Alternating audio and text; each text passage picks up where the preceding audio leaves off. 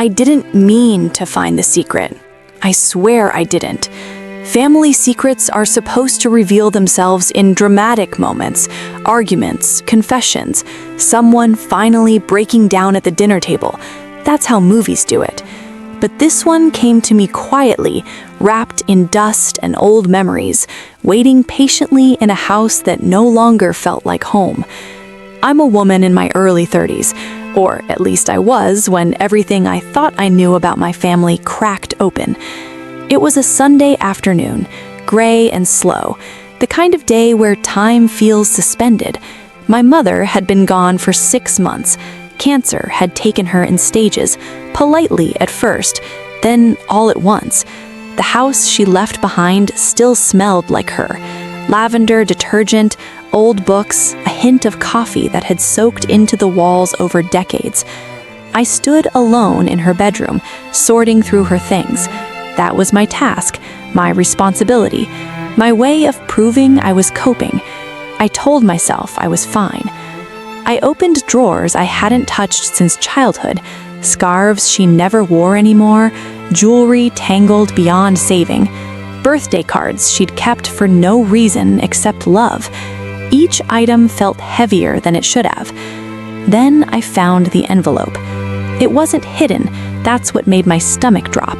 It sat neatly beneath a stack of folded sweaters, as if it had always been meant for me to find eventually. My full name was written across the front in my mother's handwriting.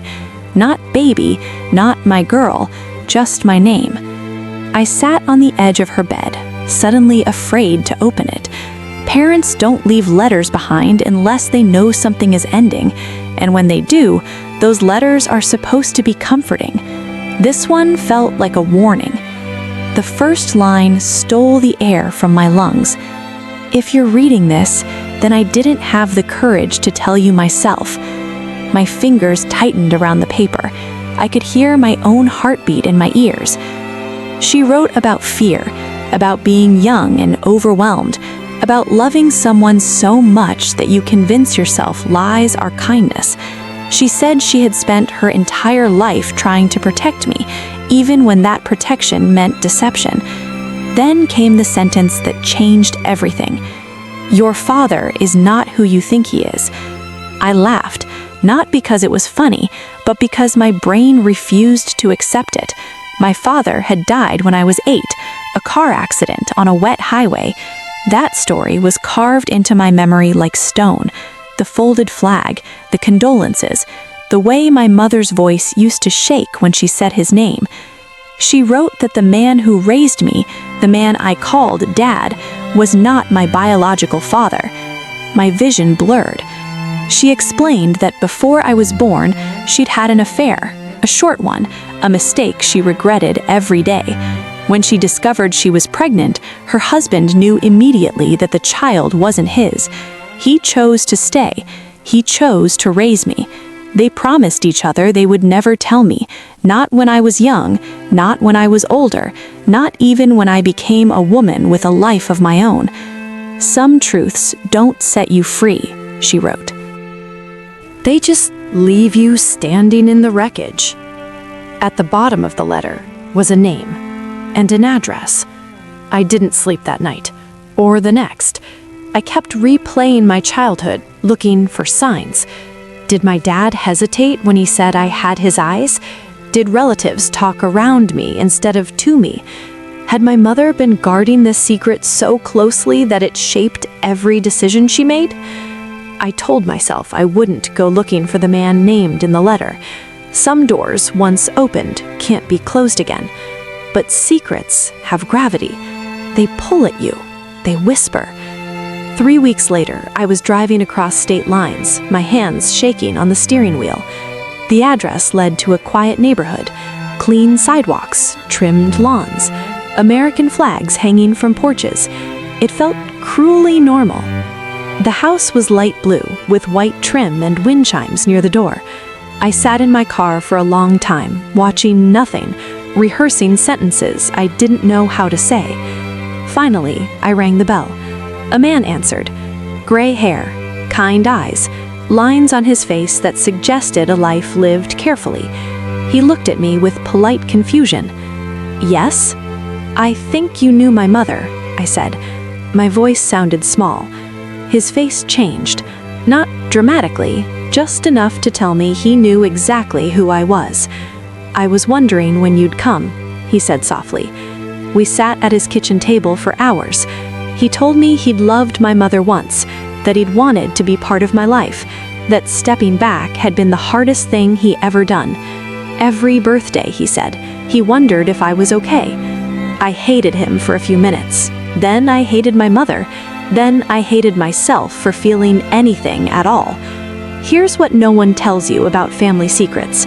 They rarely come with villains, just flawed people making impossible choices and hoping they picked the least damaging one.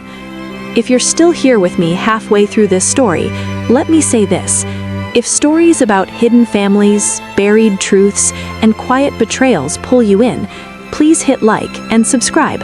This channel is small, and that simple action helps these stories reach people who need them.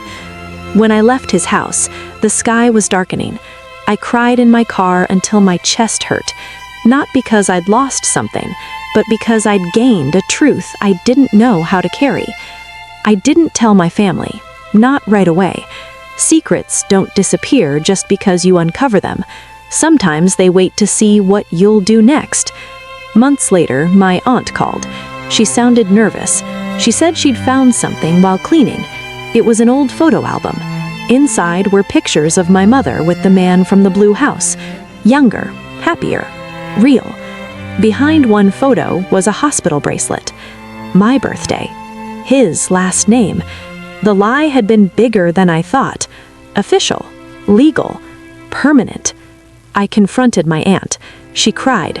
She said everyone thought they were protecting me. She said my mother was terrified of losing me if I knew. Protection, I learned, can feel a lot like betrayal when you're the one living inside the lie. I didn't destroy my family. I didn't expose anyone publicly, but I stopped pretending nothing had changed. I started therapy. I started asking questions. I allowed myself to feel anger without apologizing for it. And slowly, something unexpected happened. I realized the man who raised me was still my father. Love doesn't disappear just because biology enters the room. My childhood wasn't fake. It was complicated. Now I carried two truths. One about the family that raised me. One about the family I was hidden from. They exist together, imperfect and human. The last time I visited my mother's grave, I read her letter out loud. I told her I understood why she was afraid. I told her she should have trusted me more. Then I left the letter there, because secrets survive in silence, and I'm done being quiet. If this story kept you watching, if it made you pause instead of scrolling away, please like this video, subscribe to the channel, and stay with me. More stories are coming. Stories about families, secrets, and the truths we're stronger than we think.